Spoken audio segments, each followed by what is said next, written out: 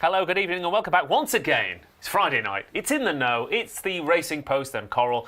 I'm Ross Brierley and you are settled in nicely at home with the temperature dropping today, rubbing your hands together with glee ahead of a big Saturday of National Hunt racing. Big in stature that is, not necessarily field sizes, but hey, let's not go over that again because quite frankly we'll fall asleep, won't we, if we keep going through that. But let's focus on the positives, and the positives are the quality of the horses turning up tomorrow in the Betfair Chase, of course, and the quality over at Ascot as well, with some potential future superstars and another chance to see what the hell Goshen's going to get up to this time. So hopefully we'll have some winners as well, and with the jump season properly kicking into gear with Cheltenham and Navan last weekend, we are all systems go throughout the winter now. So thank you everyone for watching already.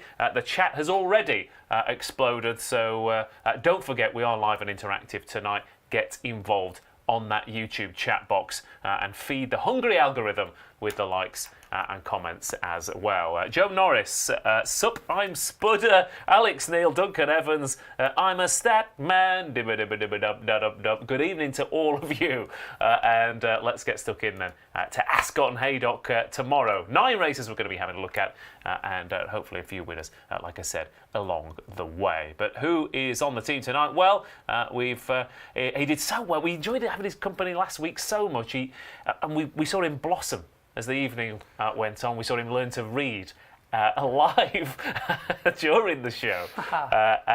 So not only can he read races, not only can he read the form book, but now he can also read prices. Robbie Wilders, you are becoming a man in front of my very eyes. Yeah, it was a pleasure. I thought presenting was quite hard before doing that, but maybe it's not as difficult as I gave it credit for. The thing is, you've got to do it week in, week out for a whole hour. Yeah, very much so. That's the thing. Hopefully I'm not called upon tonight, though. I think we've sort of rearranged the telly to sort of make it not possible for that situation to happen again. You can just concentrate on tipping winners. Fine by me, yeah. I mean, I don't think any of us did too well last weekend, so we are back to get on the winning streak again. I felt like last weekend we were sort of circling the right targets, but none of the arrows properly hit. Yeah, very much so. I mean, I tipped the second in the Greatwood and the Paddy Power. It's just not your weekend, but plenty of good puzzles to look at today. Lovely each way double in hindsight, though, isn't it? Very much so, yeah. Shame I didn't do that. Yeah, fair enough. But Tom Segal is joining us once again from home. And Tom, Cheltenham getting us warmed up last week, almost enough to get the radiators on, perhaps. No, radiators have been on for ages, Ross. Yeah. When you get to mine, you get freezing. Yeah. Oh my God! Yeah, the radiators have been on for 2 weeks. Lovely stuff. Right. Well, what do we think of tomorrow then? Again, ignoring wasn't it nice when we had 6 runners in this race rather than 4 and all that jazz? Are you liking the look of Ascot and Haydock on Saturday? Betting wise, maybe not. But any day you get to see Shishkin and Brave Man's Game and State Man and Victory and Protectorate and Royal Pagaya, I think it's a pretty good day. I'll be... Oh, yeah, I like watching good horses run. So, the Betfair Chase is always 4 or 5 runners, isn't it? It's never a big field, so not expecting any more from that. No, I am looking forward to it. It'll be a good day. Yeah, I get the thing. Even the handicap hurdles, the novice hurdles, the handicap chases. I went through every race and there was at least... I didn't think there were necessarily, there's 4 or 5 potentially really good horses, but there was one in each that I thought, okay, if that one lays down a marker, we could have a nice type on our hands. We'll get into that in a bit more detail, but there's at least one very nice horse in every race, I thought. Yeah, absolutely. I mean, we get that on Saturdays, most Saturdays, don't you, over the jumps? You get good horses running a lot, and there's, especially in Ireland, obviously, but... as you say, there's plenty to get to. There's plenty of good races. I mean, I'm really looking forward to seeing Boot Hill again. I thought he was really impressive. We're looking for champion chase horses to even turn up in the race and not have he could put himself in line for that if he wins again at Ascot. And there's that the hurdle's pretty good too. With Goshen and his pals back again. So do you just call it? You can't come on the show, Tom, and call it the hurdle, surely. Oh God. I know. I nearly got an invite to the Coral Gold Trophy then, and I've just blown it, haven't I? Yeah, or the Hennessy, you mean? No, it's Simon Clare joining us tonight, and just blotting Tom's copybook as we start the show. How are you doing, Simon?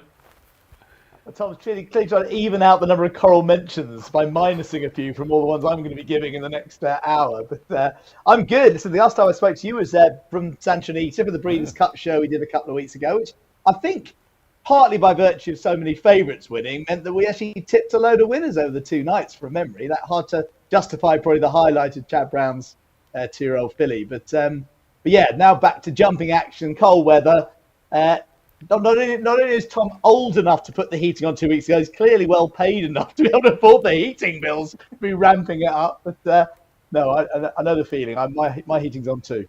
Okay, lovely stuff. Right, well, switch Sanchonita to Ascot and Haydock, Simon, and start us off with some 6 till 7 price boosts, if you will.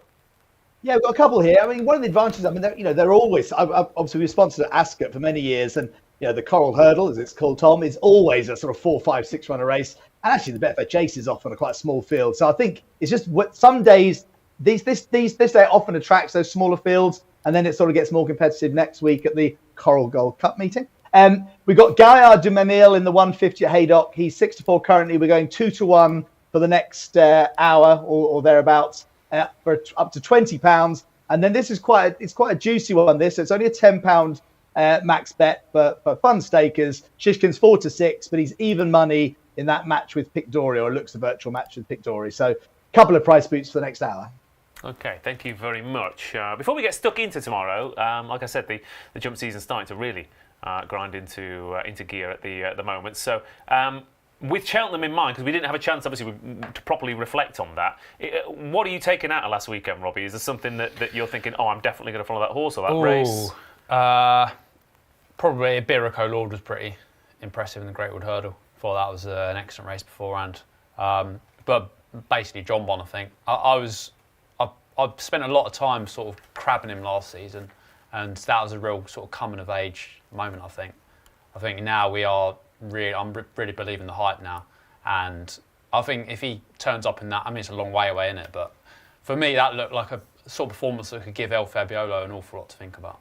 Okay, until El Fabiolo comes out and improves just as much. Yeah, we'll have to see about that, won't we? I mean, he was your horse to follow this season. I think he's going to murder a lot of them. Yeah.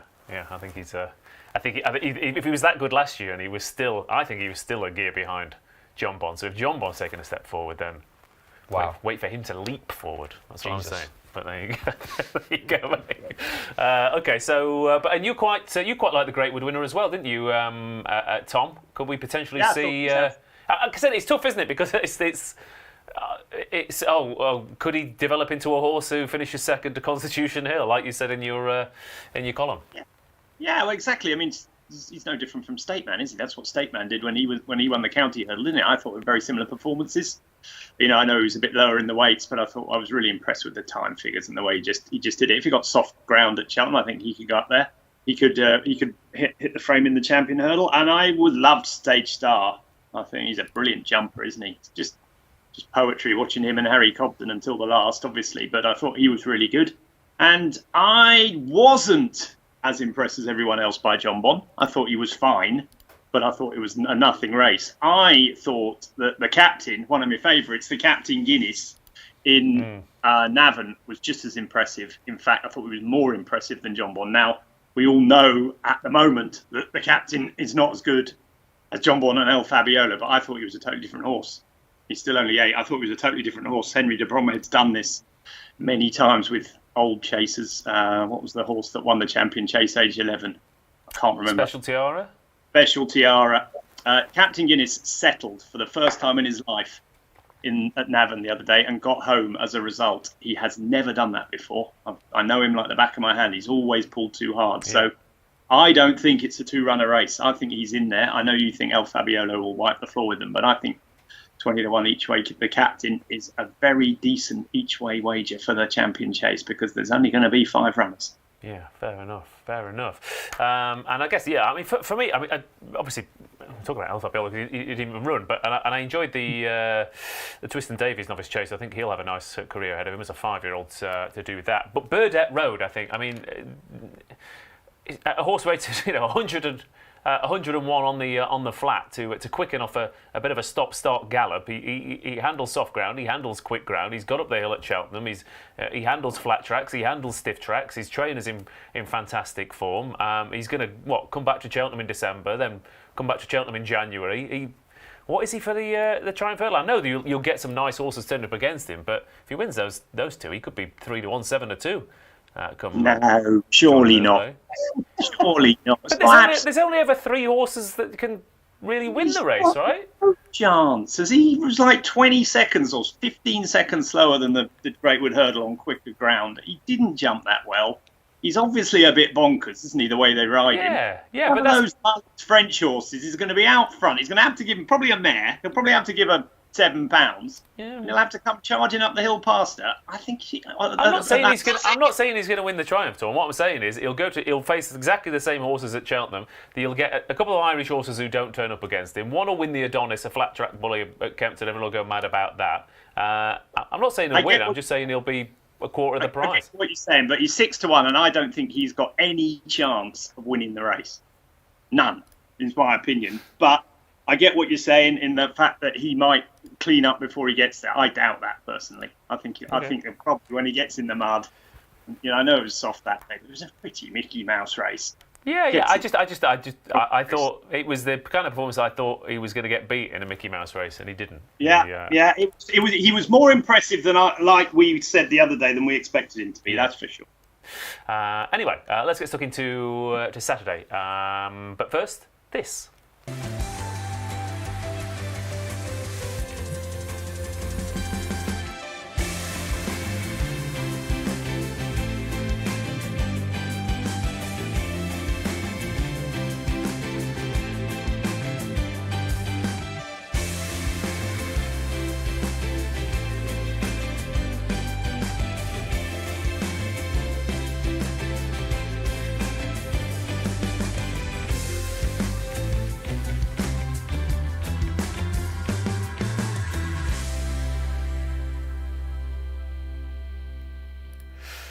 Okay, right. Saturday then. Ascot and Haydock, starting off with the latter for our first race of this evening's preview, the 1:15. It is 2 miles, 2.5 furlongs, the distance for this handicap hurdle. Wide open, one of the most competitive races of the entire afternoon. In fact, Park Hill Dancer 4-1 with Carn Funnock, also 4-1. Park Annonciade is 6-1 with Fingles Hill, 8-1 Lac de Constance and Stainsby Girl and Luttrell Lad, and it is 11-1 and bigger the rest. Loads of horses in with chances here. The fact that last year's winner Stainsby Girl is an 8-1 shot, and there's 5 ahead of her in the betting suggests that this is wide open stuff. Especially as you've got some young, unexposed types at the top of the betting here, Robbie. So, you do. This is. They both are coming off the back of absences, though, and you've got more exposed rivals who are going to handle conditions. What was your angle for the opener? My angle was an old exposed horse, and he's the complete outside of the field. Oh, okay. I don't know. I mean, I could look silly here, but Jason the Militant has come down to a pretty decent mark now. I can hear the producer Sam slagging me off in the studio. But hear my case out, mate, yeah? Okay, he's down to 136. When he joined Phil Kirby in January, he was rated 154. He has not raced on proper soft ground since the Champion Hurdle. Is it going to be proper soft? That's the key question at Haydock, I suppose. But, I mean, there's just a lot of class there. You don't have to go back too far. He's winning listed race on the flat. He went off 3-time favourite for an entry hurdle. It is a bit of a leap of faith. But if there was some sort of market support, I don't know, I could see him going quite well. He's a horse on keeping onside. I think Phil Kirby's a shrewd operator, and eventually he's going to come down enough to win one of these. So it's one of those where I'd almost like to see a bit of market support before getting. It's a weird one, isn't it? Everyone wants to back a 33-1, 40-1 winner, but when it comes to Phil Kirby, actually, you want it to be sort of 5-1, 6-1. Exactly. He's one of those operators. I mean, you'd rather back a 30-1 winner than an 100-1 loser. He could go either way. Yeah. But I just wouldn't be surprised to see a bit of a gamble come for Jason the Militant. Okay. Jason the Militant then. I mean, we're not gonna knock anyone for tipping horses at that price, Tom. That's for sure. What do you make of the 1:15 tomorrow? I thought it was really difficult. I thought you could make a case for loads of them. Obviously, Stuart Crawford's 2 near the top of the market. I thought the other one, the one which Ben Bromley rides, Park and Anciard, was maybe more interesting of the two. Slightly worried whether he'll get home. He's quite a sort of a keen going 2-miler. He was a little bit better last time. Was it Newcastle? Can't remember. But he stayed on, jumps well, and with Ben taking 5 off, he might go well. But at the end of the day, I thought we're talking Nicky Henderson, hurdler, with lots of ones by his name versus loads of horses that have been running up the north. Now, we saw what happened at Cheltenham with his handicap hurdlers. They were just totally different class. Now, I don't think Park Hill Dancer is by any stretch of the imagination an Intense Trois or a Lord Iberico or Iberico Lord. But he won his last 2. He's getting better, and the key to him is he settles now. He used not to settle. He was too headstrong and wasn't getting home. But he still ran really well against some good horses. Chianti Classico on Big Fan off runs at Ascot Forest. And I just thought, as you know, I like backing horses that could win, be £20 well in. And he could be, for sure. He's won lots of races. He was really impressive at Uttosta last time. And the key is he's going to get a strong pace because Stainsby Girl's in there to make it a decent pace. So I'm being boring and going for Park Hill Dancer. I would throw in a word for Luttrell Lad. Simply on the fact that he's lower marked than, I think he was 6th or 7th in the county hurdle last year. You'll be able to tell me that, Ross. He was 8th to be specific, but close enough. Good. He's got some figures, hasn't he? You're a figures man. He's got some decent figures, the Luttrell Lad. And he obviously won at Cartmel last time. It's a bit of a different track, different place. But, Tom Lacey's going well. So we'll see him. So he would be on my list for sure. But I thought Park Hill, if there's one horse that's going to win easily, it'll be Park Hill Dancer for me. Yeah, I know what you mean about Luttrell Lad. I also think, people will look at, it was only Cartmel heavy ground last time out. But, I mean, I'm not saying Haydock's as tight as Cartmel, but it's not that far off in terms of what you need to win. You've also got Fingles Hill, of course, as well. 2 horses, Peter Atkinson, and he's won more races than he has horses this year, which is pretty good going. The only thing I had was I thought Stainsby Girl, correct me if I'm wrong, is the only one here that is a definite pace angle, and you can get away at Haydock. I get that, yeah. I mean, she's a lot higher than when she won it last year, but I did quite like her ahead of that Weatherby race. I mean, it was probably quite a stiff task against horses like Lakia, and you wear it well, she wears it well, you wear it well. Thank you. But you're welcome. She is going to like the ground, and if she does get easily, she's dangerous. I do get that angle, definitely. Well, 2 horses have come out of that Weatherby race. So Lakia, obviously, ran a blinder with the Greatwood, and the Wadham horse, who was just ahead of Stainsby Girl, who was beaten just as far, finished 2nd in a half-decent race a couple of days ago. Yeah, the form's looking all right, isn't it? Yeah, wide open stuff. One of the most open races of the day, Simon. Yeah, no, really good race. We've got an in the know special.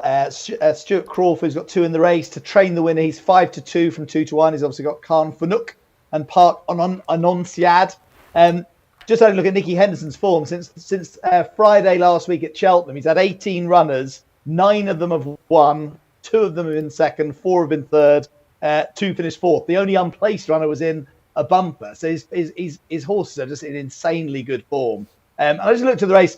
Stainsby Girl last year was a bit of an outlier. All the other winners have been aged 5 and 6, unexposed horses, maybe with pounds in hand. And 7-year-olds and over running this race have made up 35% of the runners in the last 10 years. So it does lend itself to that sort of more unexposed runner. So for me, as Tom said, Park Hill Dancer, Nicky Henderson in form, young improver. That'll do for me. Okay, yeah, and he has what? He's got.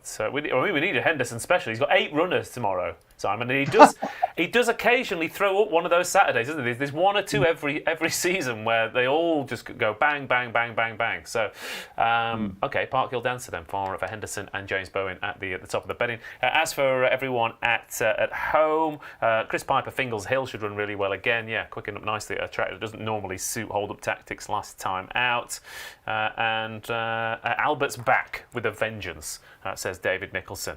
That one? Probably not.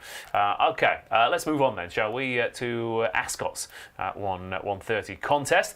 The Nirvana Spa 1965 Chase, presumably where you go in and everyone comes out smelling like Teen Spirit. But 4 horses running here. Shishkin, 4-6 favourite. Pick Dorhey, 13-8. Manila Drama, 11-1. And Strawfan Jack is 40-1 outsider of the bunch. Shishkin to win this race evens out from 4-6 for this race until 7 o'clock. Now, 2 proper Grade 1 horses on their day coming up against each other, Tom, albeit Shishkin when he last met Pictor, he made absolute mincemeat of him. Will that happen again tomorrow? I would. I think there's one proper Grade 1 horse, Ross, and Pictor. Listen, Shishkin's totally different class, isn't he? He goes well fresh. Got cheek pieces on tomorrow. He's just a bit funny, isn't he? He can lose concentration, get out of races, jump badly like he did in the Ryanair, but still think he'll win this. I mean, I think he'll outstay Pictor. I think, he goes very well fresh. I think Pictor might even come on for the run a bit. He looked good at Aintree last year, but I'm not convinced he's in Shishkin's league. So for me, this is a penalty kick, really. If you can't win this, then he's not winning any King George, that's for sure. Yeah, no, fair enough. And there's a fairly easy argument to make that Shishkin is significantly better at Ascot than anywhere else. So maybe 4-6 isn't that bad if that's the case. Yeah, it's just the fact that I think Henderson's going to be working back from the King George. He'd have left something to work. I'm not sure what would Pictori's target be. I mean, it makes sense for this to be his sort of big first season target. I mean, I'd trust him to be sort of ready to run his heart out more than Shishkin personally. I don't think it's a betting race, but at the prices, I'd just about side with Pictori. I mean, you wouldn't surprise, given his campaign last year, to just Pictori's campaign to be exactly the same again. We'll just peak at Aintree in the spring and we'll take in Kempton and we'll take in Ascot. That's it, yeah. He could be a bit of a Fakir Duderies where he doesn't go to the Cheltenham Festival and he just sort of ploughs around all those other sort of races. I mean, he's not going to bump into Shishkin at Ascot, is he, in the Ascot Chase? Yeah. Sorry, Tom. King George, wasn't he? That's the plan. Pictori? Yeah. I thought Nichols. I did read Nichols' comments. I thought he was saying that Pictori would only go if Brave Man's Game didn't run.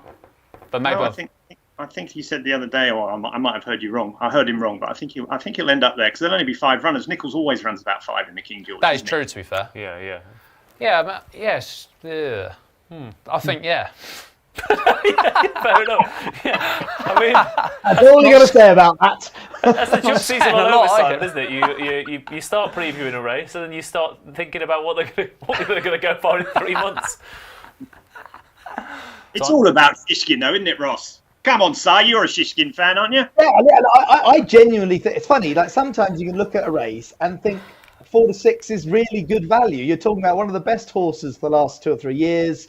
He looked amazing. I mean, I wasn't sure he'd really stay 3 miles and away. Picked up a hoist in Euro Angel, was amazing. He thrashed Pictori last February when Pictori came into that race on a right roll. Do you know what I mean? And sometimes Paul Nicholls can get that out of a horse when he just, in a really rich vein of form. So even to assume that Pictori will just pick up where he left off, tomorrow in itself, you can't assume that either. And I just think Shishkin's a much better horse. So I think he'll just win Shishkin. And at 4-6, it's even money for a tenner.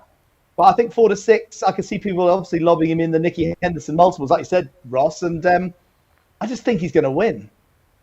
Yeah, fair enough. Yeah, I mean, it's going to be an exciting race to watch because of the clash, but it's not the most exciting race to preview, is it? That's the problem. So I guess we'll just go round the panel. Who wins it? Pictori probably won't. Fair enough. If I had to have one, it'd be Pictori, but I don't have to, so I'll sit it out and enjoy it. Yeah, fair enough. Okay, yeah, Tom. Well, I hope Shishkin wins because I love him. I think he's an absolute superstar of our sport. The supreme novice, all his wins have just been his Arkle win. He's just a superstar. So I want him to win. But let's hope it's a race. Let's hope Pictori's a better jumper than him, so he could get him at it for sure. Yeah, and Joe Norris, Simon says 4-6 isn't a bad price about Shishkin. Jamie Kimmy says it'd be a great price if he was straightforward, but if he was straightforward, he'd be shorter than 4-6, wouldn't he? Yeah, exactly. I think that's right. And I think that's sometimes when you have these days where there's lots of small fields, it's quite fun. If you think you're sure that 2 or 3 favourites are going to win, you can have a treble, and sometimes you can things like if you fancy Brave Man's Game strongly and Shishkin, obviously do the double, and that might be the way to make a few quid tomorrow if they both win, obviously. So it's I'd have Shishkin down there as one of mine in a short price multiple. Okay, there you go. Shishkin 4-6. I'll tell you what might be a short price multiple for a few people as well, and that's an owner-based multiple as we move on to Haydock's 150. Because if you've got Shishkin, you've got State Man over at Punchestown, and you fancy a bit of Gaillard de Maynil at 5-4 as well. I reckon people will be having that that treble on Saturday afternoon. It's a graduation chase here for horses who've not won more than 2 chases, and remarkably that includes Gaillard du Mesnil, who's 5-4 favourite here. Apple Away hasn't even run in a chase, he's 2-1. Grey Dawning is 5-2. Scipion is 40s. Hardy Bloke is 66-1 for a fairly unlikely lineup in this graduation chase. I mean, he's a fairly unlikely horse in and of himself, Robbie, Gaillard du Mesnil. I mean, he's only 7 himself. Yeah, I was about to say, how's he only 7? Yeah, I know, because it felt like for the past 3 seasons he's run every 3 weeks, pretty much. Pretty much, yeah. I mean, he dances all the dances, doesn't he? He's going to have much bigger dances on his plate later in the season. I was worried that he's not going to be completely ready. I know he ran well first time out in the Drimmoor last season. I seem to remember that was a really good performance, because we always thought that 2.5 miles was a little bit short for him. But I don't know, Grand National's always a hard race, isn't it? I mean, a few of the horses who ran really well in that have come out and bombed out first time out. Corax Rambler, Mr. Coffee, Noble Yates. So I don't know, I wouldn't want to jump in when he's given £11 to Grey Dawning, who's had a run. And Apple Away is getting £18 and she's a Grade 1 winner. So yes, it's an interesting little race. I just think the fitness might tilt it towards Grey Dawning. I think he ran well at Warwick behind Stay Away Faye, jumped pretty nicely. Dunscound's horses have been needing a run this winter, and to be honest, I did back him for the Sefton to beat Apple Away, and he was running quite well before he fell. So I think just with that run behind him, he's the one to beat. Yeah, there's not too much, and again, I think the track will suit him. I mean, again, yeah, and the slightly softer ground as well. Yeah. Presuming it is slightly softer. And it was a funny race, that Exeter race. I mean, you know, I know Stay Away Faye pulled away to win, but at one point it was 3 of them in a line, wasn't it? Yeah, it was. Yeah, it was quite a remarkable. Stay Away Faye actually won that. I don't know what he traded in running, but he looked like he was going to fall at the back of Teddy. But he is right up there with the top British novice chase prospects. And I don't think Grey Dawning did himself any sort of harm for his long-term prospects, to be honest. So he's the answer, I think. Yeah. Fair enough. Grey Dawning, that is a 5-2 shot. I mean, and again, I know we've kind of not clashed with Gaillard du Mesnil, Tom, over the past 12 or 18 months or whatever. But I mean, what a remarkable horse! Since he made his hurdles debut for these connections, he won the Grade 1 at Leopardstown. He finished 2nd in the Ballymore. He won the Grade 1 at Punchestown. He finished 3rd to Galloping de Champs in the novice chase. He finished 3rd to Long Presse at Cheltenham. He finished 3rd in the Irish Grand National. I mean, he's 3rd in the Grand National. He won the 4-miler. He's never finished out of the first 3. He's only 7 years old. He's racked up 480 grand's worth of prize money, and he's still qualified for a graduation chase. What a weird career. Is he coming to your wedding, Ross? Sounds like it. I'm gonna ride him down the aisle. Yeah. So yeah, there you go. Yeah. Yeah. He's just. Well, He's just. Again, he's one of those horses. Like people, horses who are so consistent but don't have that superstar status, I think, get a bit of a short shrift, and you just know he's going to run his race. Yeah, I do. I mean, look, we were a bit harsh about Shishkin a minute ago, weren't we? When we were saying he's not that reliable. My God, I wish I was as reliable as him. 13 out of 17, 6 Grade 1 wins, and only once out the frame. But you could say the same about Gaillard du Mesnil. He never runs a bad race. I think he's got it all on to win this, giving on first run of the season, giving all that weight away. You know, I presume, like Robbie pointed out, that all the roads lead to Aintree for him. I mean, this is giving £18 to a Grade 1 winner Apple Away is not going to be easy. Grey Dawning had some good form too, so I don't know. I think 5-4 is very short about him. Mm-hmm. The concern for me, I mean, I do like him a lot, Tom, but the concern for me at Haydock is I'm not so sure we've been saying a few horses it's their track. Is he not going to be swinging along out the back and find maybe Apple Away or Grey Dawning quickening on? Well, that's what I thought. Yeah, I mean, it's a very tight track, isn't it? I mean, Apple Away would probably want a bit further as well, and Grey Dawning maybe. They both ran over 3 miles, didn't they, in the end of last season? So, I don't know. I'd slightly chance Apple Away just on the, she hasn't run over fences before, but not many Lucinda Russell horses don't, make the transition to fences. I'd chat, all that weight, she'll get out in front, I think. If they'll have to run her down, she jumps okay. I think she'll be hard to beat myself. But I think Grey Dawning might be the danger, as Robbie pointed out. I just think Gaillard du Mesnil with all that weight, first time of the season round there, he wins that, it'll be a really good performance, right up there with some of his better ones, actually. Yeah. I mean, it'll definitely be in the 3, but that's not going to help as much, is it? Yeah. Coming up. You've got to ride him down the aisle now. You've said it. Yeah, that is true. I think, to be fair, that might be the most expensive bit of the of the whole thing. But yeah. So what was your pick here? Apple away. Yeah, Apple away but it's you don't have to bet in races where you don't know everything. I just thought I thought Gaillard Du Mesnil was worth taking on, and just all that weight, I thought Apple away might be the one. Okay.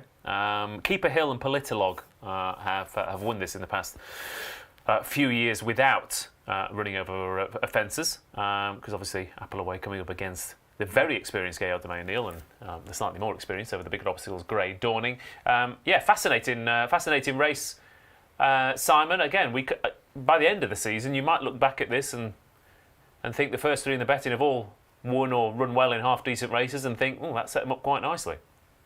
Yeah, and I think this is a really good race. Another example of a small field race, but fascinating nonetheless. And, Grey Dawning won on King George Day last year, and he looked a really raw sort of hurdler then. I think he then won the Leamington Spire at Warwick. As you say, he came down at Aintree, but he looked for a horse who was going to be a lovely chaser. And that race at Exeter, I think all 3 horses, Stay Away Faith, the changing man of the Tizzards is definitely going to be a much better chaser than he was a hurdler, and he was a good hurdler. And the Grey Dawning ran a brilliant race that day. But Dan Skelton's have all needed the run this season. So for me, I think he looks a really solid bet tomorrow with getting £11 off the favourite. Willie Mullins, I haven't got the stats, but I'm always overhearing that his record at the Cheltenham Festival is amazing. His record in the UK outside the Cheltenham Festival is actually quite poor, and it is first run of the season. He's vulnerable. Lucinda's need a run often first run of the season as well. Apple away, first run of offences. So on balance, I think Grey Dawning looks a really sort of decent bet at 5-2. But we're going in the In-the-Know special. Gaillard Du Mesnil, who's shortened to 5-4 since we came up with this, was still 2-1 for £20 up till the end of the show. So looking even better value for those who do want to back the Willie Mullins favourite.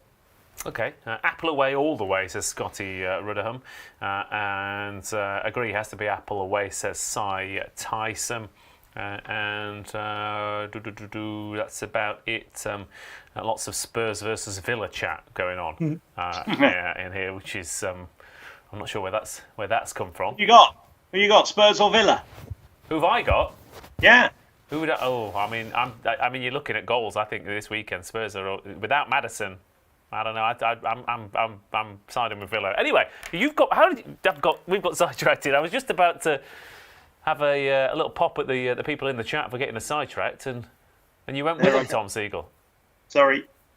It's all right. You're welcome. The Haydock 150. Grey Dawning, please. Grey Dawning it is. Tom? Apple away. Simon? Yeah, confident Grey Dawning. Okay, there you go. And I'll go Apple away with Tom Segal for that 150. Keeps the doctor a day. No, that's not quite right. The Coral Hurdle then up next. Where's he going with that? No, I'm not sure. My brain's all mixed up after that Villa Spurs chat. Let's get on to the Coral Hurdle then. Speaking of mixed up, we've got Goshen at 9-4, Theatre Glory 5-2, Strong Leader 4-1, Blue King Doru 9-2, So Royal is 13-2. A tightly knit heat here in the betting, but of course we do have one of those horses where everyone either loves to hate or perhaps hates to love, in the shape of Goshen, who absolutely dotted up in this last year, of course. I know a couple on the panel fancied him for the Cesaro, which he hated every second of that. Sometimes he looks incredible, sometimes he looks like, quite frankly, he could be anywhere else but on a racecourse. But this year, Robbie, he's up against a few more unexposed types than he was facing last season. Yeah, he is. Well, he only beat Bruin Up a Storm last year, and he's got a £6 penalty for that. Didn't really like what I saw from him in the Cesaro, which he had his ground there. He was quite well backed. I know that sort of trip's probably going to stretch him on the flat, but I don't know. He just lets you. He lets you down a lot as a short price. He's been beaten 6 times as a favourite since the Triumph. He's still a really good horse on his day, but I mean, Jamie Moore's not aboard this time. That might be a bit of a concern. I mean, I'm not. Be interesting though if he's such a quirky customer and then someone else gets on his back and finds the key to him. It could go either way. It's not going to reflect well on Jamie Moore if that happens, is it? Oh yeah, I'm not saying it's his fault necessarily, I'm not trying to dig the fella out. Yeah, I see what you mean. I don't know. It's just, like you'd probably want a bit of slower ground for him as well. It's going to be pretty quick at Ascot. I just think he's there to be taken on, and we are taking him on, aren't we? With strong leader. Now this horse, I just feel like if he didn't run at Foss last, then he'd be almost pressing for favouritism. I might be wrong, but well, I mean, when we were chatting earlier, he was 6-1, so he's already short. Yeah, he's been clipped. People have been eavesdropping on our office chats, maybe. But there's a case to be made. His pedigree is all about stamina. He's been running over 2 miles, running really well. He was second in the top novices hurdle in the pocket. He looked like he's going to be beaten by miles in that race. He was 8 lengths down jumping the last. He finished within 2 of in the pocket. He looks a top class horse. He looks a potential Arkle horse this year. And strong leader gets 2.5 miles for the first time. I think he's definitely going to improve for it. He's fine on good ground. I think you're going to see a career best from him, and that might be enough there. Yeah, I think if he steps forward half a stone, then he's going to give Goshen a right hold. Exactly, and with Ollie Murphy banging the winners, the old friends, Thomas Darby's, your Richie Feats lately, I think there's plenty to like, Ross. Yeah. I thought he'd really improve for this trip. I mean, God knows I was winning over 2 miles on flat tracks last year because he comes from a cracking family. He's from the family of Strong Flow, who won the Hennessy, as it was then, by 14 lengths. Carrick Milley, whose best run was winning in heavy ground over 3 mile 1 at Punchestown. Ballyconnell, who won a handicap chase at Cheltenham over 2 mile 5 by 17 lengths. Full Brothers' 2 best runs are over 2.5 miles. Yeah, I think he's going to really explode over this extra distance, and Yard are in good form. But I'm going to go over to Tom Segal now, who's going to tell me and Robbie that we're talking absolute poppycock, and tell us that there is another horse in here who's going to win, but it ain't that one. Well, I don't think he'll win, but I get your reasoning. I just don't know how you can explain away his Foss last run. So he was last when he was favourite, but fair enough. I mean, if you got to be forgiving in this game, and sure he's a lot better than he showed that day, but he was last. So I preferred Theatre Glory quite strongly. I thought she's pretty good on her day. She is getting all the weight. Nicky Henderson's hurdlers in form. I thought she'd win myself. I thought, just the conditions of the race suits her, and this will have been her target. So she was the one for me. I think Goshen is dangerous. If you're forgiving strong leader, you can forgive Goshen, and so he's right. And I think it's a really good race. I mean, you can give all of them a chance. I wouldn't like to be too strong on anything really, because I think it's a really tight knit race. But if I was choosing, it would definitely be Theatre Glory. Okay, Theatre Glory is a 5-2 shot. Yeah, I mean, it's fun, isn't it, Tom? Because like you said, I mean, how do you forgive Foss last? I guess sometimes you just have to. You just have to go, well, I don't know what the explanation is for that. I think we spend a lot of time in this game trying to reverse engineer explanations for things that either can't be explained or, just a bad day. Sorry.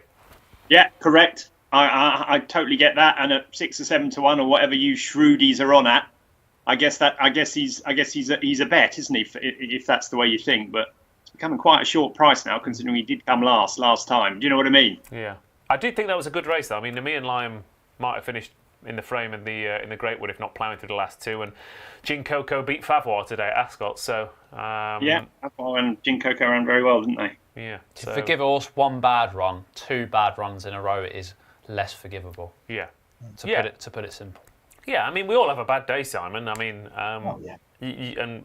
not you, Ross. Not you, Ross. No, I'm not having it. No, I had one. Had one last Friday, didn't you? Yeah, I had one bad day, yeah. Yeah, last Friday you were shocking, actually. Not going so well this week, so that could be 2 in a row. I mean, that's all I'm saying. Yeah, that is true. But I mean, you should see me Saturday to Thursday, though. I'm on fire, I tell you. But what do you make of the Coral Hurdle, Simon? We've got obviously. I mean, you've got a bit of everything, haven't you? You've got a really unexposed 4-year-old in Blue King Doro. You've got So Royal, who, I tell you what, he'll tell some stories over his career, the races he's run in. Strong leader in Theatre Glory who could improve, and the weird and wonderful Goshen giving us something to talk about once again. Yeah, so we sponsored this race for, I think, probably about 16 years now. And it's always a small field. We always think, maybe we'll get 8 runners in each way betting. But I think that's happened once, But we've had some lovely winners. I mean, Annie Power, Faheen, but who else? Hardy Eustace has won it a couple of times. And obviously, Goshen bidding for back-to-backs. If the cap fits, won it twice in a row. And, he's got a solid chance. Very interesting. In the last 10 years, I don't know why we're sponsoring this race. The biggest price winner of this has been 3-1. 5 favourites have won in 10 years. And when the 5 favourite doesn't win, it's invariably the second favourite. I think it was a 6-5 second favourite, Goshen, last year. So even on that basis, you focus on the front two. And funny enough, our In the Know special is actually Goshen or Theatre Glory to win. So you get them both at 11-10. And based on that stat, given they're the two currently trading under 3-1, the 10-year trend says one of them will win. So 11-10 instead of 8-11 is not a bad play. And I think that we talked about Nicky Hens at the top of the programme. Incredible form. 50% of his winners in the last 9 days have won. And it could be one of those days where he racks up winners all over the country. Blue King Dory, we haven't really touched on. I did have a little look back. No 4-year-old winners of this in the last 10 years, but there have only been 3 4-year-olds who even run. But interesting enough, Defi Desoy was the reigning Triumph Hurdle, bombed, finished 4th at 10-11. We have a Dream started 5-2, came 4th as well, and then there was a 50-1 shot. So I don't know if that means anything. We do know it's tough for 4-year-olds. I mean, it is a big ask, isn't it? If he goes and wins this, then it's a huge step up. I know he is he looks like an Ascot horse, but it's a big ask. He'd be exactly. So if he does win, I mean, and so there's a Paul Nicholls factor in the price. I think he'd probably. You're sort of respecting the fact that he's running him in the race in the first place. But for me, I think the stats and everything focuses on the front two, and given the yard form, I'd probably take on the favourite with Theatre Glory. Okay, there we go. There. So 2 for Theatre Glory, 2 for Strong Leader, and watch Goshen win by 25 lengths. Having one of those days, but who knows? It should be an interesting race anyway. David Nicholson is very much against Goshen, as is Paul, and Blue King is the bet, says Martin Lewis, and Off World. So Blue King beat nothing, says Tom Leach. Again, game of opinions and all that. Let's go from Haydock then from Ascot, to Haydock for a 3-mile handicap hurdle. And we've seen some nice types progress from 3-mile handicap hurdles at Haydock over the years to go on to bigger and better things. And given what his owner's been saying, Crambo could well be one of those as well. 11-4. Slate Lane is 7-2. Lord Snooty is 9-1. Gosh, how posh. There you go, there's a reverse forecast for you. Is 10-1 with fine margins, Santos Blue and Dubrovnik Harry. Emitom is 12-1 and bigger prices the rest. But this is a really strong race. I mean, Bold Endeavour ran well last time out and is a huge price. Gowl Roads Unexposed, Pyramid Place and Howling Mad Murdoch have got some decent form over this trip as well. And We're Cool, who is quite well handicapped and runs this track well, is the complete outsider of the lot. But Crambo, unexposed 6-year-old from a shrewd yard, Tom. But I can't help but feel that the bullish comments from Crambo's owner is going to contribute somewhat to his price. He steps up in trip, which isn't necessarily a bad thing historically at this race. And you used to get a nice David Pipe hurdler usually go from this to the stayers. So it is a path that's been trodden in the past. Absolutely, but he's got potential, hasn't he? But he's I don't know. His form is that good? He's got potential to be a very good horse, but I don't know. The handicap hasn't exactly missed him, has he? Off 100 and nearly, what was he? 139. Yeah. I mean, basically, it's funny, isn't it? Because his kind of handicap form is absolutely fine, but it's that Aintree run where he's been surrounded by horses who've come out and franked the form. I mean, Springwell Bay was just ahead of him. It's that race, isn't it? Above all else.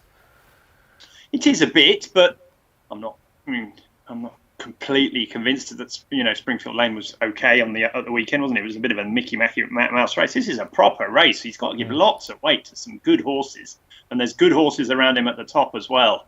I don't know. Look, I get why he's favourite, because he's got lots of ones by his name. He's improving, and they think he could be a top class horse in time.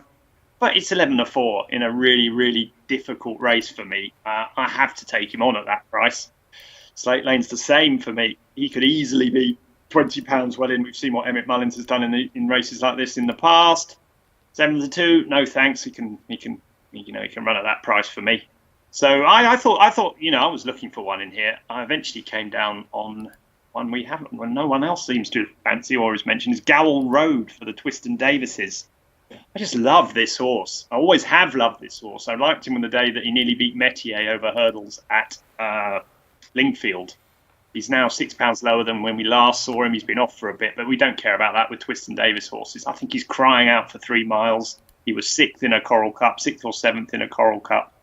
I just thought he was the type of horse that the Twistons will have targeted this race for. He'll stay, he'll keep going, he won't mind what the ground is. I just think he's a classy horse. I mean, a few years ago, Twiston was saying his best horse in the yard, or one of the best horses, one of the best prospects he's had for years.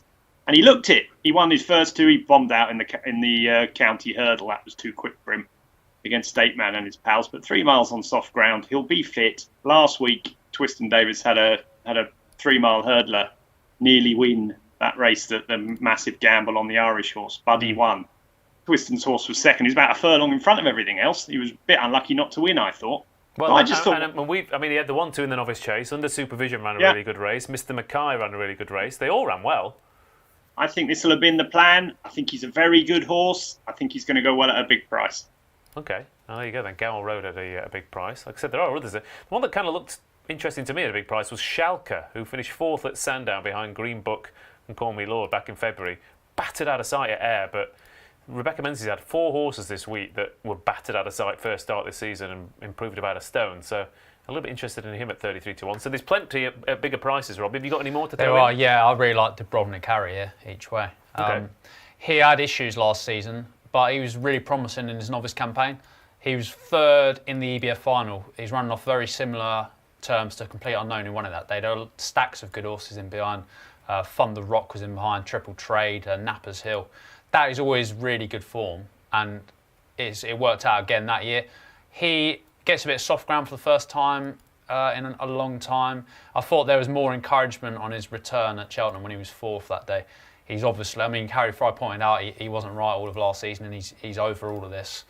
And it just looks like this is it. That race was a kind of springboard to get him here for the big race at Haydock. And I really like him. He's off the same mark as the EBF final, and I think double figure odds, you've got a nice each way ticket there.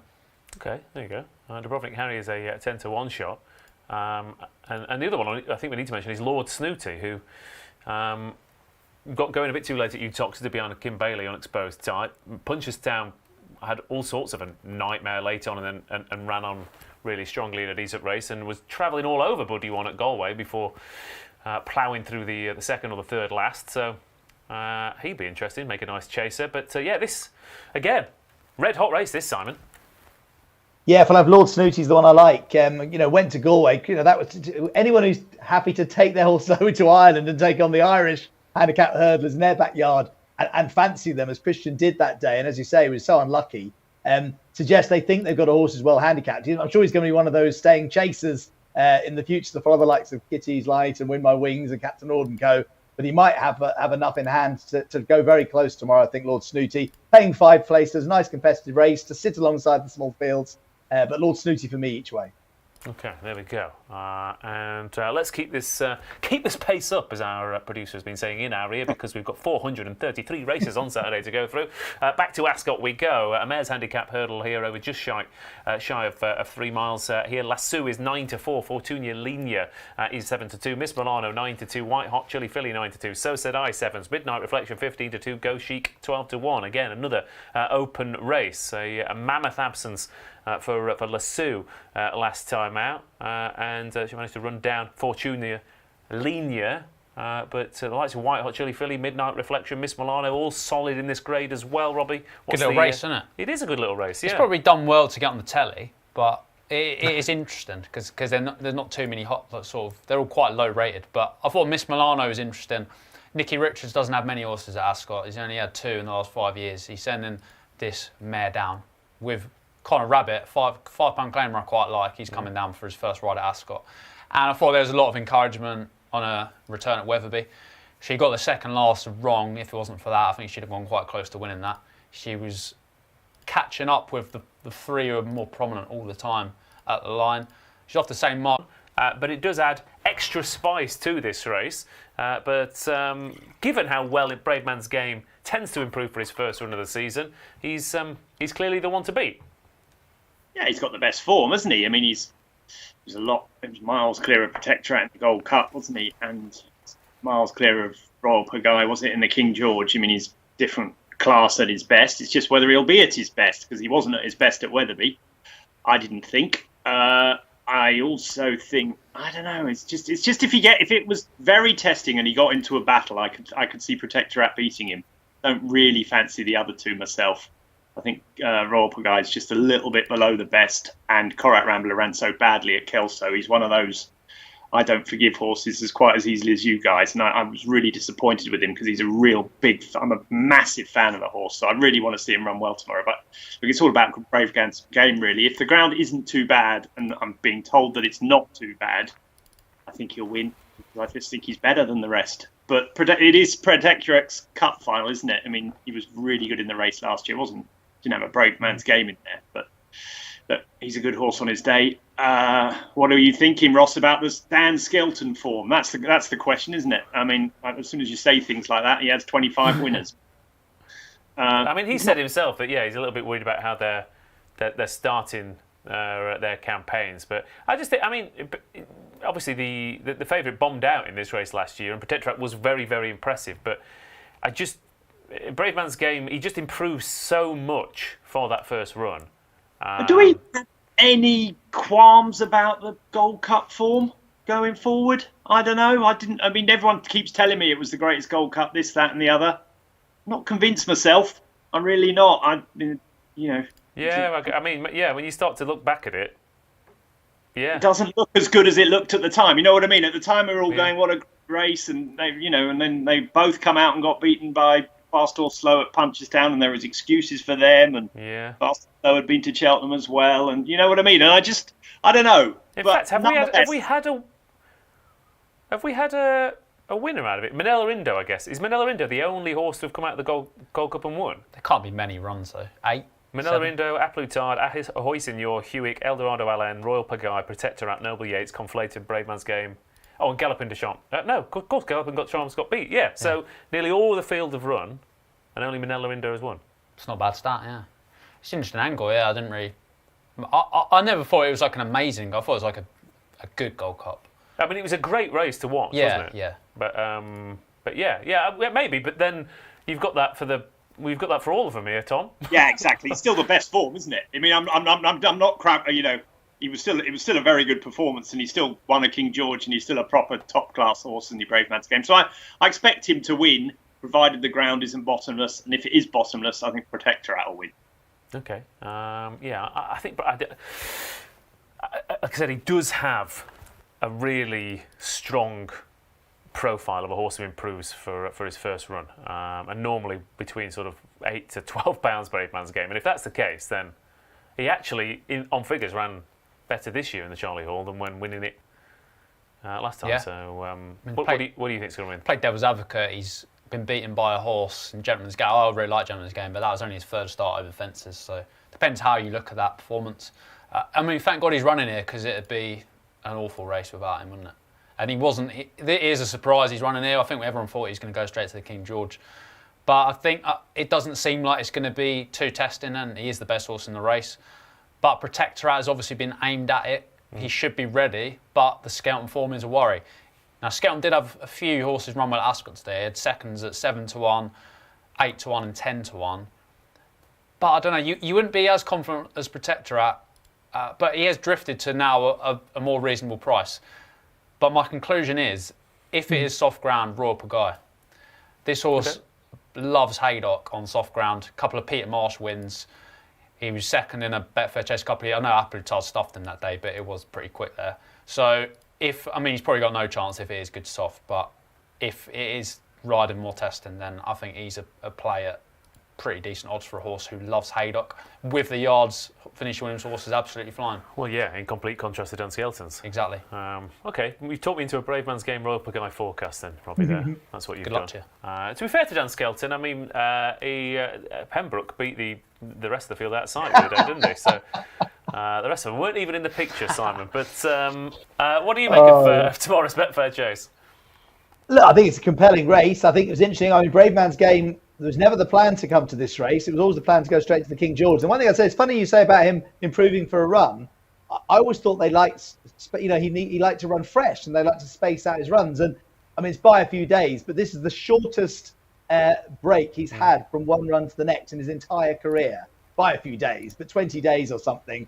So I just wonder whether, I mean, that's part of the reason I think Harry Cobden's at Ascot and Darryl Jacobs at Haydock, because he wasn't even a certainty to run. It's probably because the ground's eased a bit. I don't know, but so I think he might be vulnerable. Protectorate, I think, could be vulnerable just because Dan Skelton's horses have been needing a run, and like Robbie, Benicia Williams' form, Royal Guy's still a relatively young horse. He's running 3 Gold Cups, but he loves Haydock. It's a small field. Maybe he can pop up and cause a surprise, but it's probably one I'll watch rather than get too stuck into. And there is a special, Brave Man's Game and Shishkin, both to win by over 4 lengths. That double is 4-1, both to win by over 4 lengths. I think it works out about 7-4, both of them just to win. So I'd probably, on that special, wouldn't be greedy. But if you want to be greedy and get a bit more, they both have to win by over 4 lengths to get 4-1.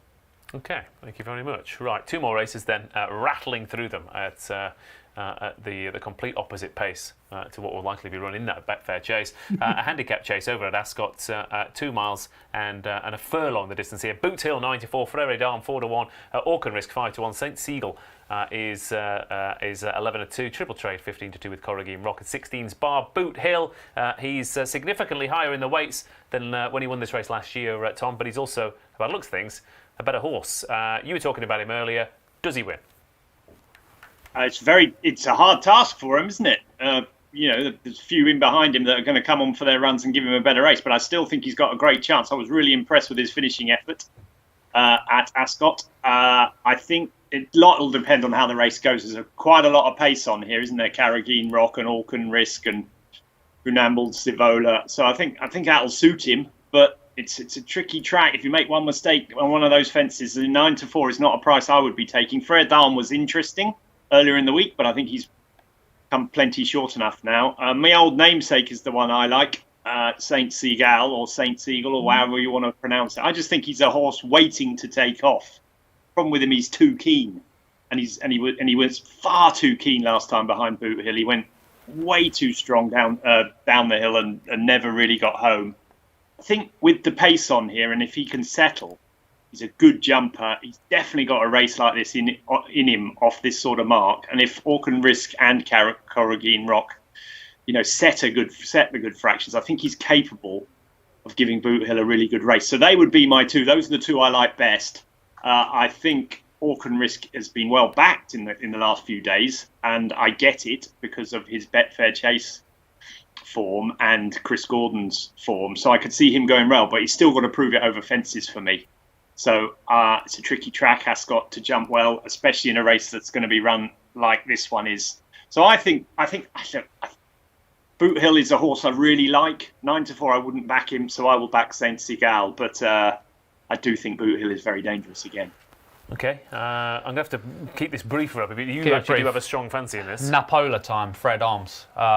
Yeah, I've had fair anti-post wager on him. I think that run at Ascot behind Boot Hill, he travelled really well into the race. He hit a low of 3.4 and running. He just sort of blew up as if he needed the run, as many Skeltons has. But he's just going to, like Tom says, there's loads of pace in this, and he loves arriving late off a fast pace. He's come down £2 on the weights from that. Tristan Dorrell's claimed another 5 off. He's got no problem with good ground either. I was sort of on and on about soft at Ascot last time. I think he's more of a good ground horse. I just think he has everything in his favour. I think he's going to come very late and win by about half a length over Boot Hill. There's a prediction for you. Okay, there you go. Very done then. 4-1 strong selection. Simon, if you don't mind, nothing personal, but let's rattle on to this the last race, and then we'll come back to you to wrap up both of them with any the prize boost, because we are going to have the 3:35 at Haydock as well. 3 mile 1.5 furlong the handicap chase at Haydock, and Famous Bridges 3-1 favourite. Credo 5s 13-2 bar those. And Robbie, I was just saying before the show that I liked Famous Bridges' return. Travelled really well, turned into a sprint, got stuck down the inside at a crucial point, and yeah, I think he looks like a 3 mile chaser going places. Yeah, it could well be. It's just again like your Crambos. It's taken a short price in a race like this with 11 runners, and there's a bit of depth to it. I mean, the horse that I've been gravitating towards is Coconut Splash. Now, this horse is seriously well handicapped. Now, I know he's 0 from 13 over fences, But I mean, he was quite well backed to win a couple of decent handicaps earlier in the year. One on Grand National Day, one on the New Year's Day handicap at Cheltenham. He was brought down when he was going nicely, from the 15th fence, I believe it was, at Aintree. He hasn't had things quite go his way recently, but I mean, he was running off level weights with Broadway Boy a couple of starts ago at Newton Abbot, and another horse, Mufasa, who's won since. I think, again, he ran at Wincanton last time. He looked like he was going to be beaten out of sight on his first try at a proper staying trip. He actually finished really well. I think that's what he needs nowadays. He's off 122. Evan Williams, horse is going pretty well. I think Coconut Splash will give you a nice run for your money at double figure odds. Okay, and Tom, quickly, any thoughts? Famous Bridge got a lot of upside. Credo was impressive last time. I thought Bally Body would run really well.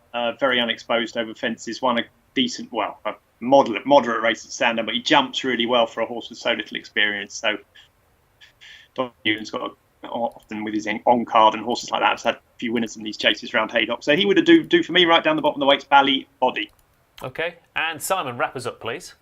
Yeah, I love Credo. I thought he was really impressive at Wincanton last time, and Anthony Honeyball had a winner today, so he'd do for me. And in the previous race, should mention Triple Trade for Joe Tizard, who I thought was impressive at Cheltenham last time. And Joe in his blog says he's bouncing at home. They spoke to the owners and thought it was worth getting him out and see if they can win another big prize. So I think, given the Tizard team form, I'll probably give a Triple Trade in the previous race as well. Okay, thank you very much, everybody. Crikey, we talked about a lot of horses there, haven't we?